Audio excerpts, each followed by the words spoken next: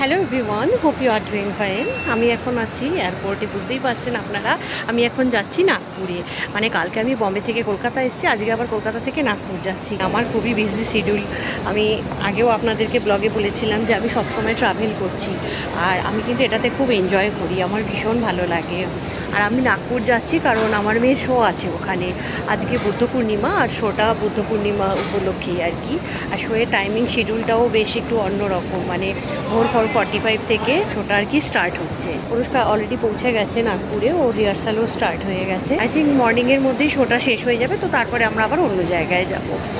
আর এই ব্যস্ততার মধ্যেই মানে আমার সময় কাটছে, আর আপনারাও নিশ্চয়ই আপনাদের বিভিন্ন কাজের মধ্যে আপনারাও ব্যস্ত থাকেন। আই থিঙ্ক বিজি থাকাটা খুব ভালো। আর আমার এই বিজি শিডিউলের মধ্যেও আমি মাঝে মাঝেই চলে আসি আপনাদের সাথে ইন্টারাকশন করতে, এটাও আমার খুব ভালো লাগে। আজকের ব্লগ এখানেই শেষ করছি। আপনারা সকলে ভালো থাকবেন, সুস্থ থাকবেন।